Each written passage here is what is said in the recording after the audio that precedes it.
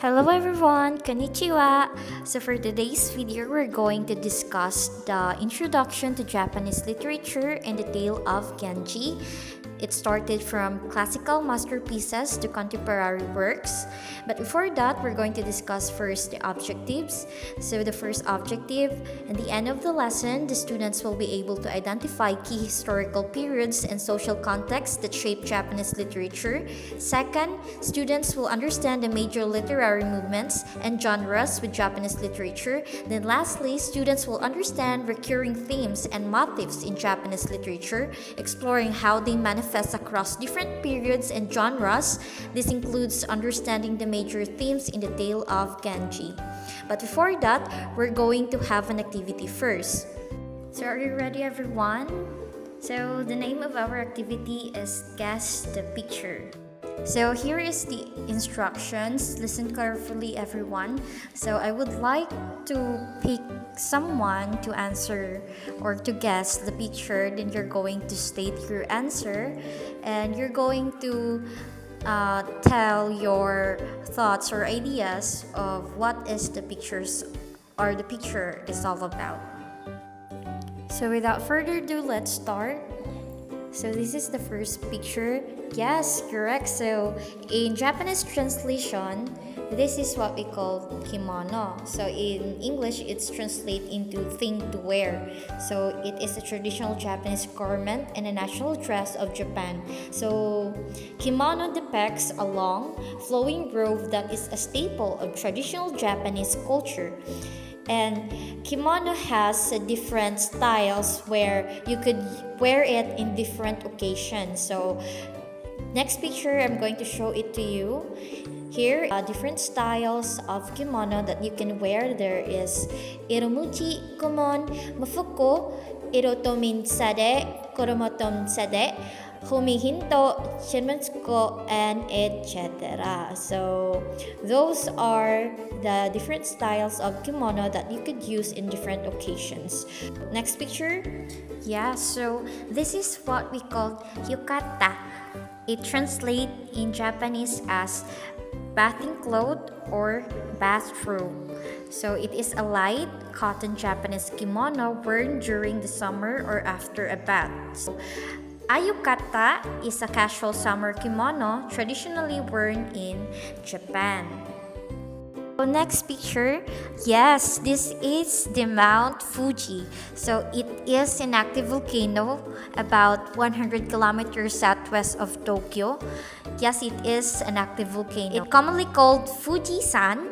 It's the country's tallest peak at 300,776 meters, a pilgrimage site from centuries.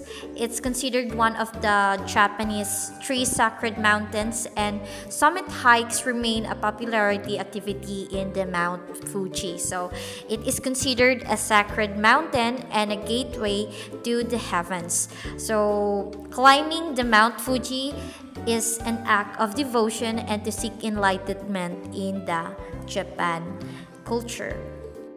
Next picture. Yes, so this is a hot spring.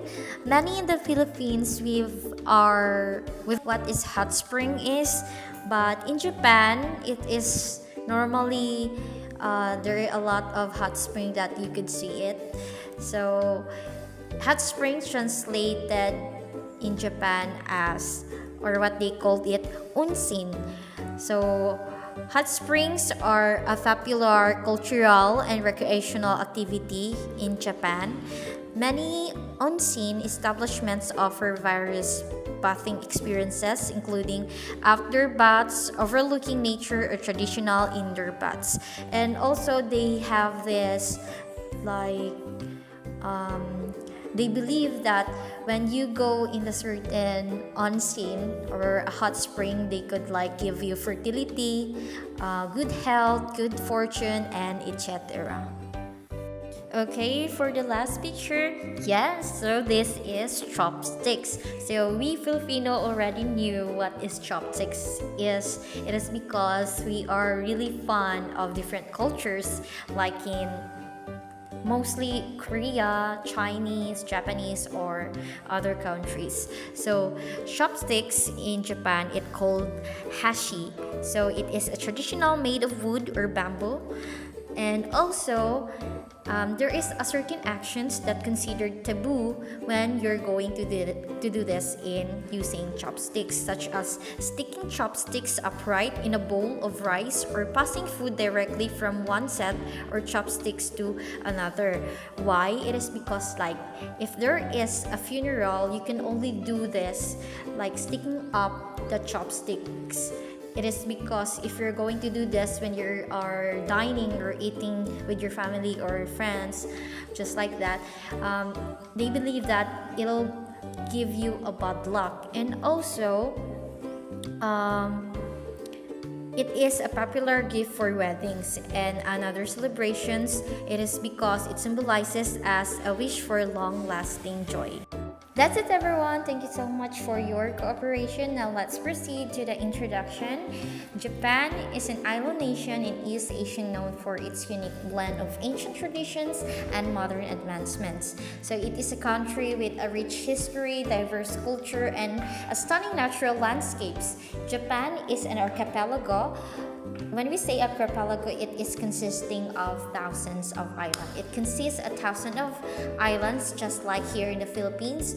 Then Japan has four main islands. These are the Hokkaido, Honshu, Shikoku, and Kyushu. Japan also called or known for the land of the rising sun. So it called Nihon or Nippon, meaning the sun's origin. It is because the sun rises first in Japan and then in any other part of the world. Japan also, the country is largely mountainous, with about 2/3 of its territory covered in forests. Japan sits on the Pacific Ring of Fire, making it prone to earthquakes and tsunamis. It is because Japan has a lot of active volcanoes, and frequently there is always a tsunamis and earthquakes. And also, Japan is widely known for its rich culture, delicious cuisine, advanced technology, and unique pop culture, making it a popular destination for tourists and global influence. So, for example, the well-known cuisine that I think globally known is the sushi, and they also have this advanced technology like the bullet train in Japan. And also, their cultural heritage are the temples, shrines, traditional arts, where shrines and temples are used as also their tourist spots in Japan, where you could see the history of their culture and etc. Then, culinary delights are sushi, ramen, and tempura. Their technological innovations are bullet trains and robotics, and it has a significant impact on global pop culture through anime, manga, and video games. So anime is an animation, then manga, it is what we call comics. Next is Japanese writing system known as Japanese script. So this system is called kanji that combines Japanese characters and Chinese. So it has hiragana and katakana. So hiragana is primarily used for native Japanese words, grammatically elements, and words not easily written with kanji, and katakana mainly used for foreign loan words, foreign names, scientific terms, and onomatopoeia. So here's the example of kanji, hiragana, katakana that is written in Japanese alphabet. And now let's proceed to the fun facts about the Japan. So Japan is made up of over 800 islands, with the largest being Honshu, and the highest peak of Japan is the Mount Fuji. It is a stunning volcanic mountain that is also a really well known in Japan tourist spot. Then next, Japan is highly seismically active area with over 1,500 earthquakes each year and 111 active volcanoes. So hot spring, that's what we've talked about earlier. Japan is famous for its natural hot springs, often enjoyed by people and even snow monkeys. The next, sumo wrestling is the national sport in Japan, and it is a tradition in Japan. Then geisha are traditionally educated women who provide entertainment, embodying Japanese art and culture. The next, we've already discussed this. Again, manga is a comics and anime is an animation. So this is globally recognized as major cultural experts from Japan. So personally, I am really a fan of watching animation, and oftenly I read manga also. I really recommend to you all to try reading and watching this stuff. It is because you can learn a lot of lessons from it that you could also apply it to yourself, and you could realize a lot of lessons also. Then next is Japanese language. In Japan is they have three alphabets. These are the hiragana, katakana, and kanji. So now let's talk about an interesting thing in Japan, slurping noodles. So this certain action considered as a compliment in Japan, unlike in different countries, it's considered as a bad manner. And also, if you're doing this, it indicates that you love the food and you like the food. And let's talk about the highest life expectancy in Japan. So the old people there could reach to 100 plus. It is because of a certain reason also. Perhaps it is because, as I can see, or I can see in the internet, they used to like have a healthy diet. They eat healthy foods and they also love walking and using bicycle. Perhaps that's the reason why.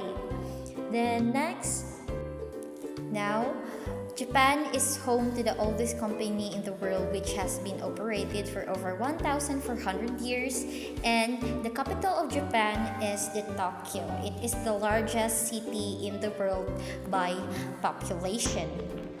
So that's it, everyone. Now let's proceed to the next topic that Miss Ligsian going to discuss it to all of you. Thank you so much, Miss Lee Gutom. Now let's move on to the introduction of the Japanese literature. So the Japanese literature is super old, going back and almost 2,000 years. And it started out really influenced by the Chinese writing, and we're talking styles and even story ideas. And you might asking, how can the Japanese literature influenced by the Chinese literature? It is because the Japanese literature direct borrowing the forms and themes of the Chinese literature. And in early Japanese literature, specifically the historical and philosophical work, heavily relied on the Chinese literature. So that the Chinese literature has a big impact on the Japanese literature. Now let's talk about the Nara period. So this is crucial period because it marks the beginning of distinctly Japanese written literature, and key works like the Kojiki, the Nihonshiki, compiled myths, legends, and historical accounts, establishing a foundation for future literary development independent of direct Chinese imitation. So these texts are important sources for understanding early Japanese history and mythology. In Heian period, this is widely considered the golden age of the Japanese literature. It saw a flourishing of unique Japanese literary forms and styles. So the most famous work from this period is The Tale of Genji by Murasaki Shikibu, often cited as the world's first novel. So this period also saw the development of the waka poetry and the creation of the important poetry anthologies like the Koken Waka Show.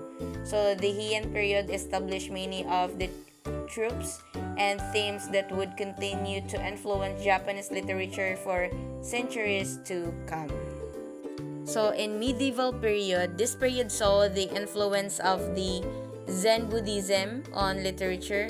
Many writers were praised or associated with religious institutions. So the themes often reflected Buddhist philosophy and spirituality. Now in Meiji period, the Meiji Restoration brought the significant changes including Japan's opening to the West. So this led to the introduction of the Western literary styles and ideas, influencing the development of modern Japanese literature. Authors began experimenting with new forms and themes, paving the way for the modern era. And lastly, the post-war period. This period focused on exploring the impact of World War II and the subsequent social changes on Japanese society. Authors grappled with the trauma of war and the challenges of rebuilding. Now let's explore the diverse genres and themes of the Japanese literature, including the poetry, novels, essay, and mythology. Now let's talk about the poetry and novels. The Japanese poetry, tanka and haiku, delves into nature, emotion, and fleeting moments, while novels span historical and modern explorations of identity, relationships, and societal issues. Now let's talk about essay and mythology. In Japanese essays such as the Pillow Book by Seishu Nagon provide insights into court life and societal customs, while early works like the Kojiki preserve Japanese mythology and folklore. And now let's talk about the authors and their enduring legacy. And we've already mentioned several prominent authors, but let's highlight a few more. Now, let's talk about Murasaki Shikibu, the author of The Tale of Genji, Natsumi Soseki, known for novels like Buchan, Yasunari Kawabata, a Nobel laureate celebrated for the Snow Country, Ginzaburi Oe, the Nobel laureate renowned for The Silence, and lastly, we have Haruki Murakami, the contemporary author known for his surreal and experimental novels like Kafka on the Shore and 1Q84. And now let's move on to the contemporary Japanese literature. So when we say contemporary Japanese literature, it is from late 20th to 1st centuries, features diverse styles and themes such as globalization's impact, urban life's complexity, and the individual's position in modern society. So the contemporary Japanese literature features a diversity of genres including novels, short stories, poetry, essays, and manga. Now, themes of modernity. So writers often explore themes of globalization, the impact of the urbanization, the individual struggle to find their place in the modern world, and the complexities of the Japanese identity. Now let's talk about the influence of the Western culture. So the contemporary Japanese literature maintains a strong cultural identity while being influenced by the Western literature, particularly following Japan's opening to the West. Now, the emergence of the new voices. So in the 1980s, there was a resurgence of the children's literature and an increase of the number of female writers in Japanese literature, bringing new perspectives to the literary scene. Now, manga as a force. Mangas emerge as the significant element in the literary landscape, with its work spanning multiple genres and attracting a wide-reaching audience. Now let's talk about global recognition.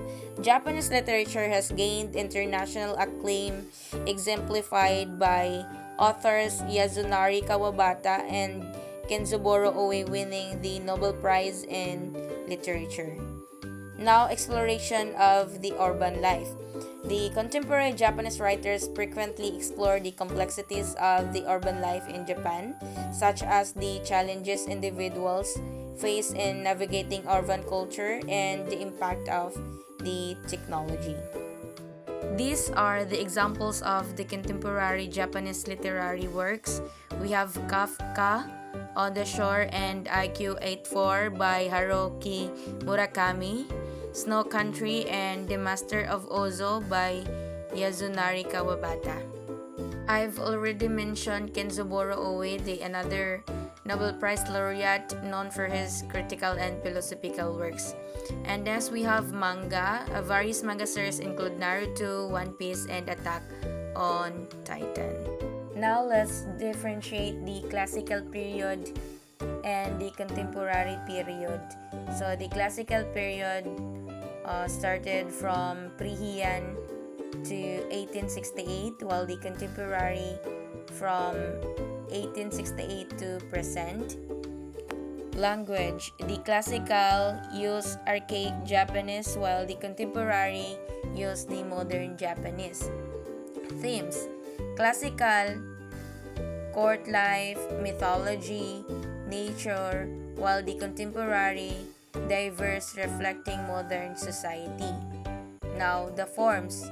Classical, tales, poetry, drama, while the contemporary, novels, short stories, manga, and anime. And lastly, their accessibility. Classical requires specialized knowledge, while the contemporary more accessible. So this overview provides a foundation for further exploration into the rich and diverse world of the Japanese literature. And now I will give the floor to Miss Ligotom for the overview of the Tale of Genji. Thank you so much, Miss Lixian. So now let's proceed to the tale of Genji. So the author of this tale is Murasaki Shikibu in 11th century Heian period. This tale often considered as the world's first novel. It explores courtly life, romance, and Buddhist philosophy. So this tale has 54 chapters written in archaic Japanese. And then next, the characters. The first character is Prince Genji, the novel's main character and hero, and he is beautiful and talented son of the Emperor and Lady Kiritsubu, a low-ranking lady who dies shortly after Genji's birth. So Genji is a charming and gifted individual known for his beauty, talent, and love affairs. The next, the Emperor, Genji's father and the first of three emperors featured in the opening 17 chapters of the Tale of Genji.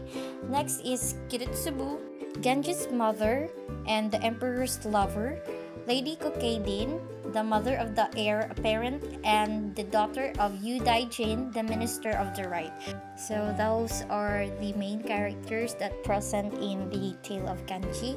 Now let's proceed to the next slide. So this is the cover page of the book that I've searched in the internet. Now let's proceed to the summary. The Tale of Genji is a cornerstone of Japanese literature, follows the life of Hirako Genji, a handsome and gifted man of royal blood who is denied the throne. Despite this, he rises to prominence through his talents, numerous romantic relationships, and social climbing within the Heian period court.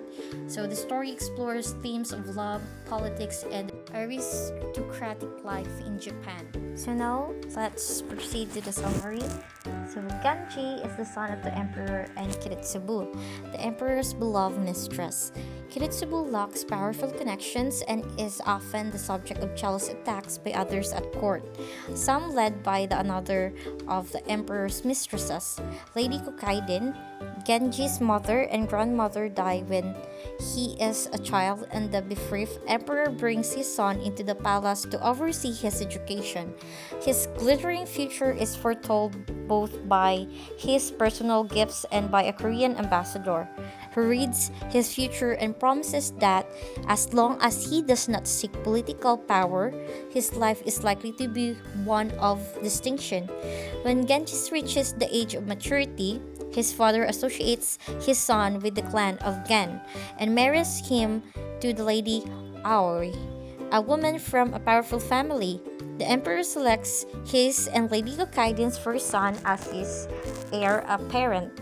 Romantic adventure occupies much of Genji's times as a young man, although he is also a gifted poet, dancer, musician, and painter. He establishes an ongoing relationship with the Lady of Huruku, but neither this nor his marriage prevents him from pursuing other women who strike his fancy.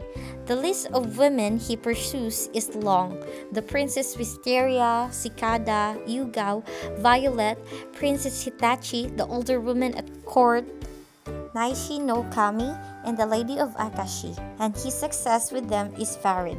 Cicada reluctantly rejects Genji, and the older woman at Princess Hitachi prove that to his liking in the end. Throughout all of his adventures, however, his strongest attachments are to the two women who resemble his mother, Princess Wisteria and Violet. Both the Lady of Huruko and Princess Wisteria eventually retreat from society and become nuns, in part to help them resist Genji. Genji's life is not without its complications. Not only is Lady Kokaiden jealous of Genji's possible place in court, his wife, Lady Ai, and his mistress, the Lady of Huruko, are also unhappy about his intrigues. Now, Huruko is so upset that her spirit attacks Yugao after she and Genji make love, leaving Yugao dead. Huruko's spite even extends to Lady Ao. After a disagreement over whose carriage should have priority, her spirit also attacks Genji's wife. Ao gives birth to a son but dies a few days later. Genji's encounter with Naishi no Kami, one of Lady Kokaiden's sisters, intensifies her ire and she maneuvers to have Genji sent into exile because his father stepped down from the throne before he died. There is no real check on her power, so although he is prominent, performing at festivals and popular with many at court, she prevails and he leaves for Suma and exile. Genji is miserable in exile, missing his friends and lovers. Violet and his friend Tomono Koji manage to right him, but most people obey the wishes of Lady Kokaiden and the new emperor. Genji fills his empty days with painting, thinking, and talking to fishermen. A dream of his father encourages him to brave the stormy seas. A relative of his mother's, now a priest at Akashi, tries to persuade Genji to join with his daughter at their home. While there, Genji begins a relationship with a woman who later gives birth to his daughter. Back at court, the emperor has also had a dream of his father, who argues with him to summon Genji back to the palace. He manages to invade his mother and sends the order. Genji's return paves the way for the resolution of various plot lines. He meets many of the women he had previously seduced or tried to seduce and learns about the events that took place while he was away. Kikada's husband has died and she is on her way to become a nun. Princess Hitachi had not understood that Genji had lost interest in her and spent years waiting for his return. More mature after his trials, Genji decides to provide her with financial support. Violet is happy that he is home but expresses jealousy about his relationship with the Lady of Akashi, particularly the fact that the woman has given Genji an infant daughter. And finally, an ill Lady of Rukusas asks Genji to take charge of her beautiful daughter. Still attached to her, despite everything, Genji agrees. The abdication of Genji's half-brother places his own acknowledgement son on the throne. Genji decides that the young emperor should be married to the Lady of Huruko's daughter, but his friend Tunuchuyo hopes to marry the new young emperor to one of his own children. To decide the issue, there is a competition of paintings, some complicated by members of court and others held in their collections. As usual, Genji wins the competition, securing the excellent marriage for his young ward as he contemplates a possible retreat from the busy life of court. There are 37 more chapters in the full version of the Tale of Genji, but most abridged versions, including the Sumetsu translation used here, and with the painting competition. So now let's proceed to the symbolism of the tale, screen and fans. So these screens and fans create illusion of privacy. There are easily branched, mirroring women's vulnerability to male intrusion, as with New Sans Assault by Kashiwagi. Next is poems. Improvised poetry serves as a motif for repressed emotions. So through these symbols, Murasaki interrogates heian era values, blending natural cycles and human artifice to explore impermanence, power, and desire. And also, these are the cultural impact, inspired art, theater, and modern adaptations. Literary influence paved the way of Japanese narrative traditions. Themes of human complexity remain universal. Those are the legacy of the Tale of Genji.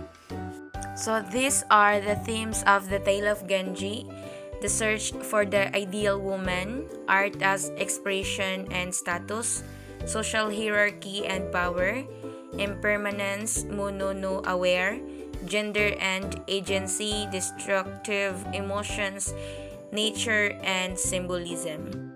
Next are weather and storms. Storms represent emotional turmoil and societal disharmony. Sunlight and frost. Harsh sunlight after Yugal's death mirrors Genji's guilt, while frost-covered landscape during Aoi's demise symbolize emotional coldness and unresolved relationships. Now let's talk about the seasons. First, we have spring. The spring embodies renewal and youth, epitomized by Murasaki's garden, which blooms continuously as a testament to Genji's evolving love.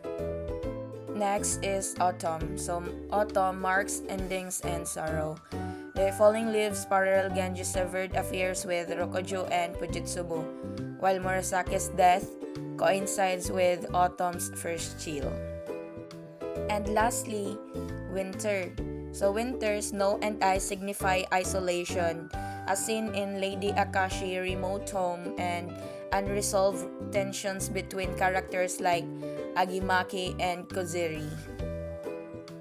And the silk symbolizes cultural exchange and sensuality. Cherry blossoms, ephemeral beauty reflecting Mono no aware. Weeds, overgrown gardens symbolize grief's corrosive effects, as seen in the neglected home of Koritsubo's mother after her death.